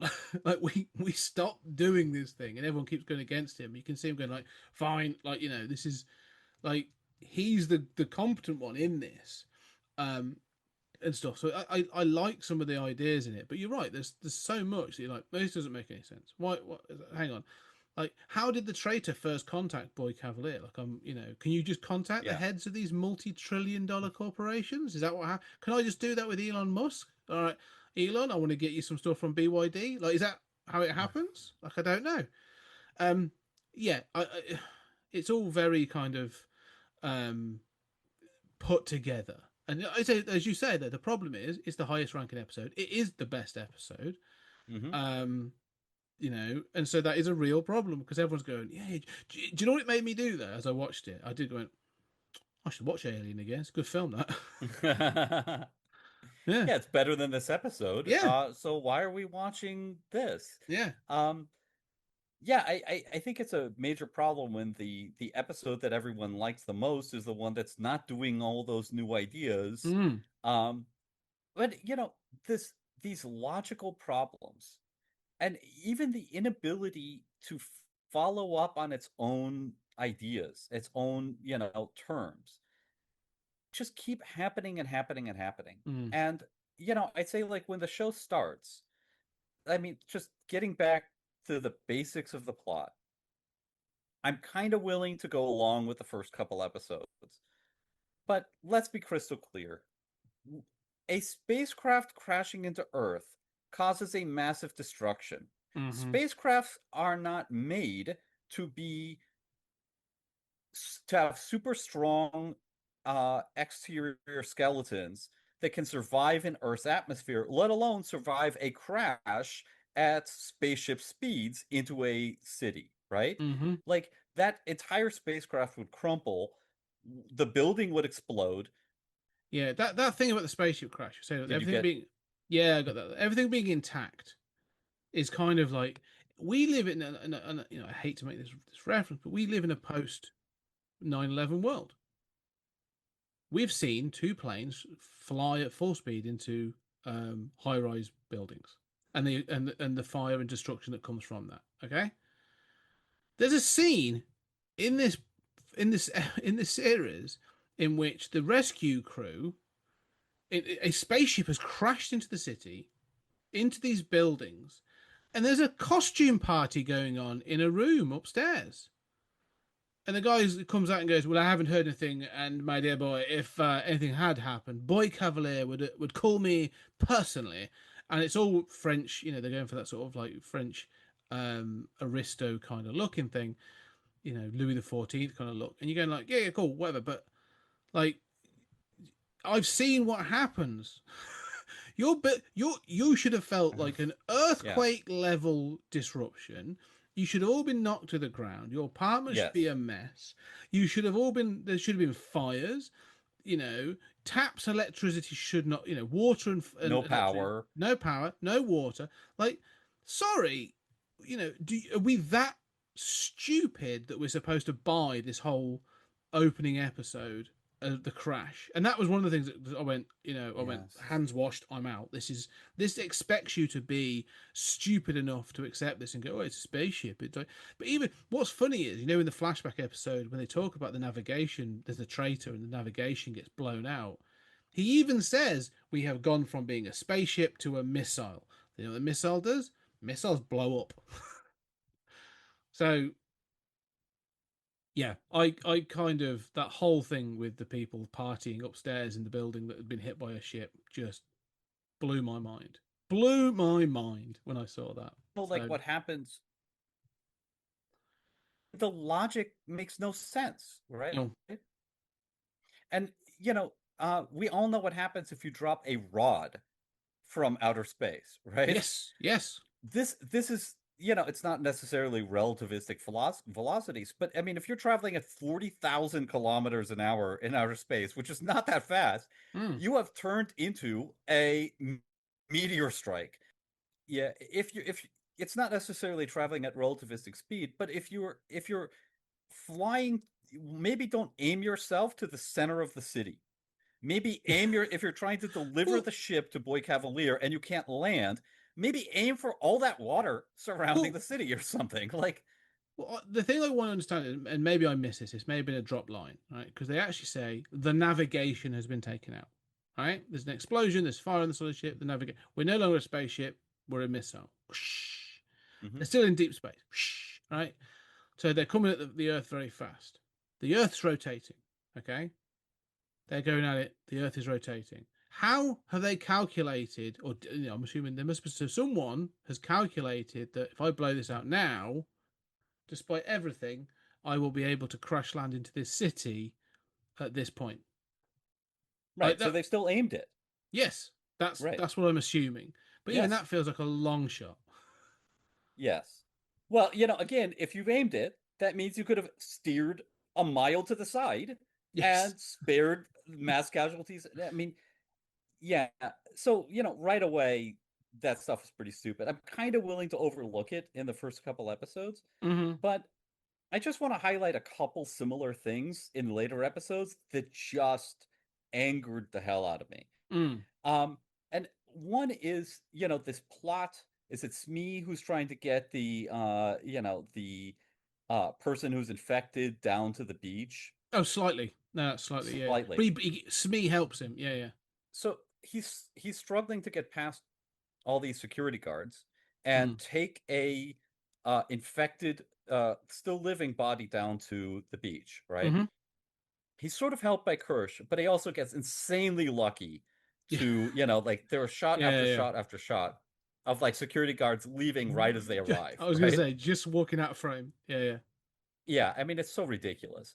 And they have to hide at one point, and that's when the face hug, the chest burster gets out. Mm-hmm. Conveniently, it's very poorly done. Then magically, there's a scene where they're going down to the ocean and suddenly they have a raft. Yes. And Yeah. I'm like, where the fuck did this raft come from? Was that just lying around, or did you stop when you're running behind schedule and build a very professionally made raft? How the fuck has a Mm. raft magically appeared between shots and nobody references it? Like, I mean, that is like th throw the negatives in the fire bad, Yeah. Like, that boggled my fucking mind.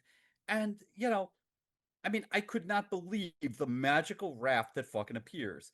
And then they capture, like, on this entire island, you're like, oh shit, there's a chest burster, early stage alien loose on a jungle island. Well, you're Mm-hmm. never going to catch that. Cut to it crawling across the ground and a Yeah. net is thrown over it. How the Yeah. fuck did you find that? That's just like casually, yeah, sure, whatever. That moment, I actually want to. That moment of it being caught is hilarious to me because of everything that's gone on before. We've now seen hundreds of people being killed by another xenomorph, just whipping its tail around like, kung fu style, killing everyone. We've seen other people killed by these aliens. And then, as you say, randomly just go, there's one, catch it. And it's like, oh, no, no, no. Like, you can't. These are either, even as it's like, these are either the most deadly species or they're not.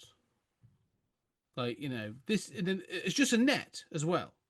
Yeah. Just a net. It doesn't Like, claw through the net, cut through it, doesn't cut itself and use acid to get out, which we've seen things do in the past. Like, yeah, it's so kind of like hand wavy bullshit. We've caught one with a net. You go, oh, what? Yeah, that could be a whole episode where they're hunting that, Yeah, but we don't want to do that, so let's just catch it with a net in one scene, and that's good enough. On to the yeah, stuff we want to do. yeah. It kind of just The it other just made thing me chuckle.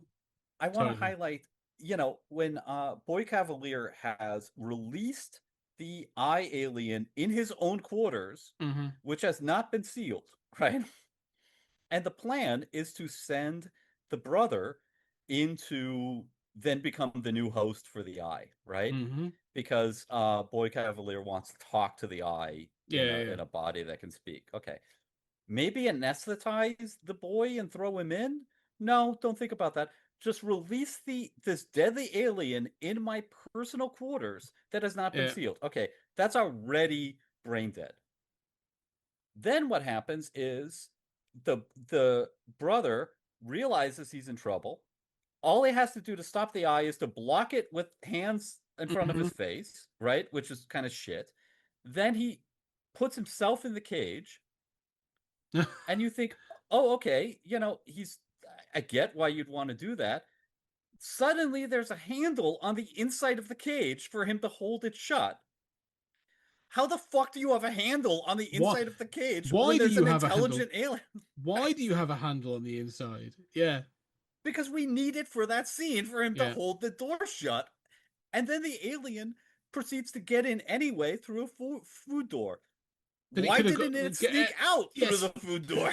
I Like, thought exactly the same. I was like, no, both of those. So there's a handle which we've seen that the eye alien could use with its tentacles, and then yeah, we see that there's a food hatch that can open from the other side and sort of flips open, and we've seen it's like an octopus. It could have easily got out of there as well. Like it's so. This is awful, awful logic. I cannot believe that scene. I mean, Yeah. just isolating that with like losing it in your quarters, uh throw the guy in, don't incapacitate him or anything. There's a handle on the inside, there's a food opening door, and then, obviously he's rescued yet again by Wendy, and then the Eye just escapes through a drain, which maybe you should have thought of before you released him. I mean, it's like six episode series breaking stupid things Yeah. simultaneously. That I mean, scene that scene is awful. Um, yes. No, I agree. I was when he got inside it and he was holding the door handle, I was kind of like um I was like, why have you built this with an interior handle? Like surely the point is that you don't have anything like that inside this capsule. That's the point. Yeah, I was kind of baffled by that. I'm not gonna lie. Um that is, yeah. I think, the worst. Just, illustrates. I mean, the raft, Mm, and then that eye alien at the end has gotten to the beach and possessed this dead guy, even though maybe he's decomposed. Maybe that's not the right. How did it get past everybody on the island? It didn't see a soldier it wanted. Instead, it went to a dead guy. Um, then there's like the whole thing with like Kirsch setting in the kid to feed the alien, and he's so like, mm. maybe you should have a door to feed the alien. Why is he opening the door to a cage? Maybe you should separate these aliens. Maybe you should, like, he goes in to feed it and gets trapped inside. Why are you sending a $6 billion prototype to feed an alien through a door, that locks once you go inside? I mean, and also, this is all on camera. Yeah. Nobody's monitoring the feeds of where you're keeping the deadly alien species. Well, even like when there are certain these things, as you said, that not only are they deadly, they are invasive. They are incredibly dangerous, as the flies show. These things that sort of spit acid. I thought that's quite. It's called the fly. I thought it was a nice little nod, obviously, to like the Jeff Goldblum fly. Kind of cool. But you say that there should be like Kirsch makes a point of like there are protocols you follow. There is a reason for this. He literally spells it out. You do this. You do this. You do this. And part of that point should be when you are working with these incredibly dangerous animals, there are two of you in the room at all times. Mm-hmm. And there's not. And it's just Toodles. So you go, who's. And his acting actually is one of the worst for being this childish thing because he's the one that calls himself Isaac. And so there are scenes when he's trying to be mature and other stuff. But this thing of him trying to keep the door open and like going, oh my God, I've got this thing. I'm like a child trying to maneuver this tray and all this other stuff. Like I was like, that acting is like, oh, you're four. You're four. And that's what this like. In that case, why is Kirsch trusting you? Like Kirsch even Exactly. says they are children. So you're going to trust a child with this. The body's irrelevant. The mind is that of an 8 or 9-year-old or whatever. You're going to ask him to feed. I wouldn't. You don't go to a zoo and go, "Hey, Bob, I know you're 9. Here's some meat. Go feed the tigers." It's the same principle, though, Yeah, isn't it? Like absolutely. Yeah. it's the That'll opposite. work out fine. Yeah, And the tigers are going to be kept in a cage that is easily opened and yeah, with no security. There's no fail safe. There's no like gas that's released. Nobody's monitoring the cameras as you send the child in to feed the lion. yeah. It's ridiculous. Um, yeah. Then there's the whole thing of like the whole plot of turning off the tracking of Mm. the hybrids where the brother collaborates with the husband of the therapist who has lost his job yet is still allowed to remain on the island with his security clearance intact so that he can turn off this tracking device. Okay. And then Curse finds out about this later. Why don't you turn it back on? Yes. Like, for that matter, why don't you have fail safes to deactivate these hybrids, right? Like, Well, why does he have access to turn it off? yes, exactly. He's been fired already. Yeah. You and I have Well, even worked in places with way more security than yeah. Well, this. even is it when he's employed, why does he have Yeah. access to turn it off? Like that should be something where you're going like, no, no, no. This is incredibly important for these prototypes that cost an awful lot of money. But they are Hmm. children; they're prone to accidents, as we've seen. We should probably have fail safes left, right, and centre that prevent these from being turned off. That, yeah, and when they do, it should have multiple people turning it off, and it should set off some alarms. Alarm. Yeah, Right. Yeah, Kirsch in somebody should particular. notice this. We have systems. I work for a construction company, so we know exactly like high end. But even we have certain systems that, like, if certain things happen within the server stack, an alarm email gets sent out that says, may not be anything, but just so you know, these things have happened. So Hmm. Kerr should be sat there looking and going, just so you know, these have been turned off. This isn't even like advanced technology. Like it happens now with basic systems. Yeah, that whole turning off the trackers thing. Again, it's a trope. Oh, Hmm. we're going to give them freedom by turning off the trackers. Anybody can do it. Oh, fuck. You might as well be a hacker. Oh, I know this system. I can hack into it. Fuck off. I hate these kind of stupid IT things that just don't make sense. But usually in those crappy movies, you'd have somebody say, like, I'm going to turn it off and then just delete the program that Yeah, tracks them, right? And that's still cheap, but at least there's a hand wave to, like, there's no why back you door. can't just turn this back on. Yeah. Um, so, I mean, at the end of this, I'm just kind of left with, like, okay, so Wendy says, well, we rule, right? Hmm. So she's mad, but let's backtrack. You think about, like, the logic of those alien movies, right? Where it's like, you know, everything in those movies is determined by the past action that makes sense, and there's a sense of inevitability to the plot. Here we have Wendy decide, I'm going to, rebel, and, like, why do they know what power she have? Why do they leave her in the cell? Why do they leave her with Yeah. screens around that she can manipulate? I mean, Well, so they can you also have to. deactivate. Like, surely, like if they can, they're able to take out nibs in order to remove her memories. I mean, Mhm. they can deactivate them or put them into they put them into a recharge status or whatever. Mhm. Right, well, surely they should be able to do that then. Like, do it. Yeah, absolutely. So you have to believe that they haven't thought of things that you've already been shown. Yeah, They are not acting in any kind of rational way, but even her motivation is that she's mad about the her friends' memories being wiped and mm. being returned to them so that they are aware of it. But that doesn't make any sense. Why would they return to them? So I mean, it's like one stupid these stupid incomprehensible decisions, you know, have to pile up. Like each one is dependent on the last one, Yeah, which is dependent on the last one. And if at any point you just say this is dumb, you can't just kind of forget it no, and move on and say like, oh, okay, like the ship just crashed. That kind of yeah. doesn't make sense, but the plot goes on. By the end, we're like six stupid decisions in, all of which are reliant on the last stupid decision. And if you pay attention or remember any of them, the entire plot unravels. Hmm. Well, even that last point and the ending of the show on a cliffhanger. Well, we're going to give you season two, but like Wendy, because someone says, "Well, what do we do now?" She says, "We rule." I'm going, okay. What does that mean? Because the thing actually identifies that like Whale and Yutani are blocking any transmission from getting off the island. The boats have been destroyed. There's aliens. There's a couple of at least one alien running loose in the wood.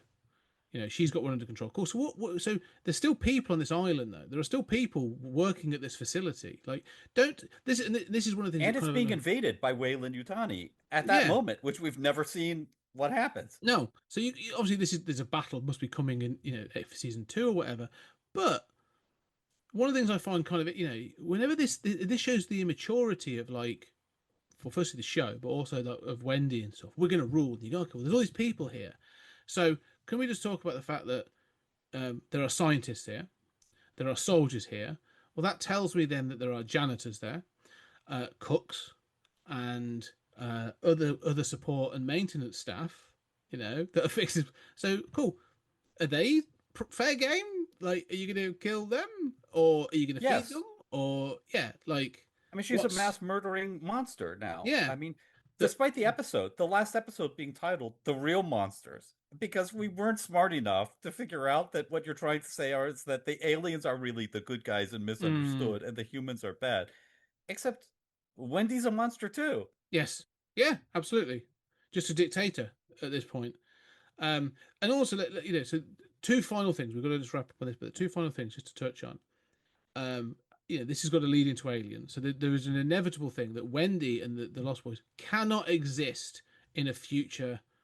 They have to be destroyed. Like the inevitability is this is a prequel, so they cannot exist in the Alien continuity. Wayland Yutani cannot have these existing, right?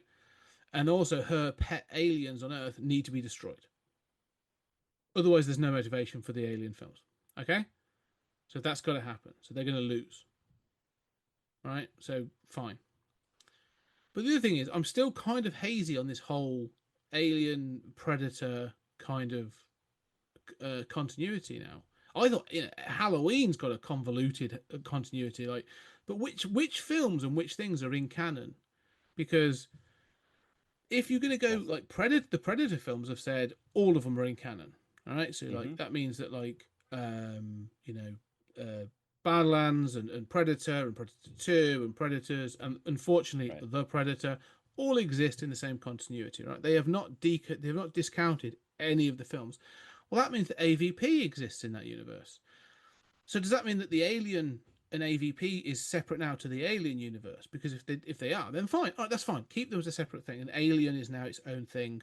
But there's a connection through Wayland Yutani, right? Fine. But there's a synthetic in Badlands. Well, if they are all in canon and they all exist, that means AVP exists. And we've already had aliens on Earth. So this isn't... you can put the Alien versus Predator movies in the same universe as the core Alien movies. You can put them in the same universe as this, but this doesn't really work with the core Alien movies, as we've discussed.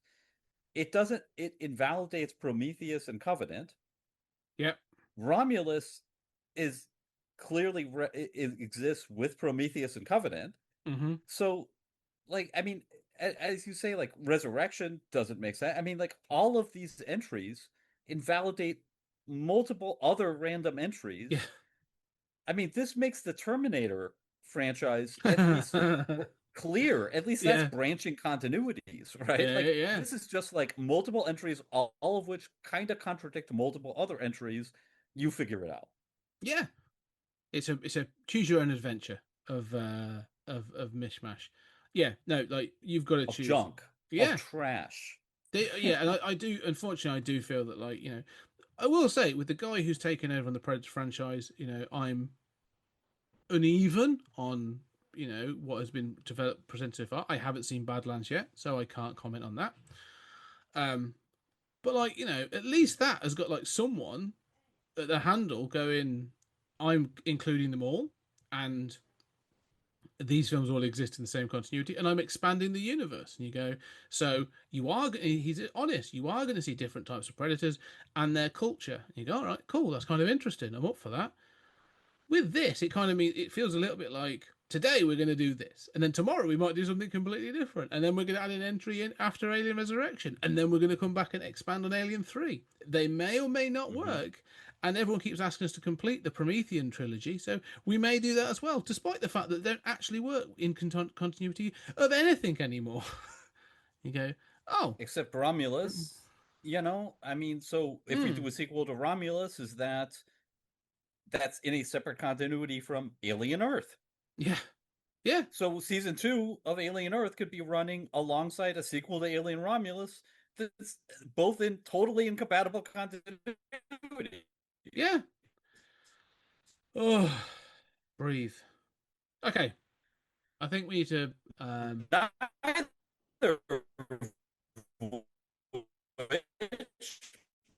makes sense really with the original movies. there we go. I think It's massively I think you inconsistent. said okay, breathe. Was the Yeah. last thing Well, that's what I'm going to stick with that. I think, it's turtles all the way down. Yeah, it's worse than that. It's Ninja Turtles all the way down. I think that's it's we're kind of like it's that silly.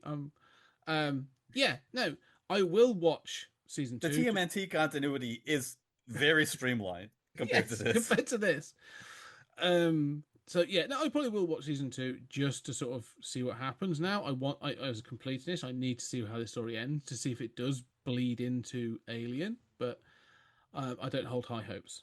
It's planned as a 3-season story. Okay, well, we shall see. I'm waiting for the 3 seasons. Yeah, I'm waiting for the de-aged Sigourney Weaver to appear as Ripley in something on it soon. To really sort of satisfy fan thingsy. Anyway, I'm waiting for the special editions of where they add the Alien watching events happen in Alien Resurrection. It could happen, couldn't it? Oh, don't. Yeah, That's not the worst thing. Okay. Anyway, I think we shall leave it there. Unfortunately, we'll deal with you will have noted there will have been some connection issues through this episode, and we'll have been tidied up as much as possible, but we apologise for any of those. But we'll be back to a regular schedule. This was another little bit of an Alien interlude just to sort of finish off Alien Earth. And we're back on full schedule next week. So we're back to our sort of regular scheduled programs. And if you're enjoying this, go check out the rest of our stuff. We've done all kinds of things on the Patreon. Go check out the Patreon. No connection issues on those ones. New stuff as well, not just this, but we're now doing Director's Chair, where we're actually doing the Kurosawa effect. We're looking at all the Akira Kurosawa films. We're less chafing and annoyed about those. We have much more to say on those in a more positive manner. But for now, thank you very much, Julian, for taking the time to actually watch this and discuss it. Thank you, because I needed to vent. Yeah. I have. Tell me I'm not going crazy here, and it's the rest of the world that's crazy, man. I think that's the case. I think we're the only sane people in the world, and I think everyone else is crazy. I think that's fair. That's fair. As all of our reviews and comments clearly indicate. Anyway, for now though, Julian, thank you very much. Ladies and gentlemen, thank you very much for listening and sort of sticking with us on this. But for now, we shall see you on the next episode.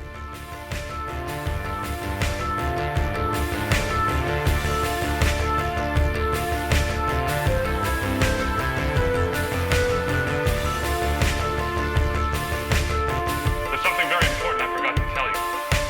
What? Don't cross the streams.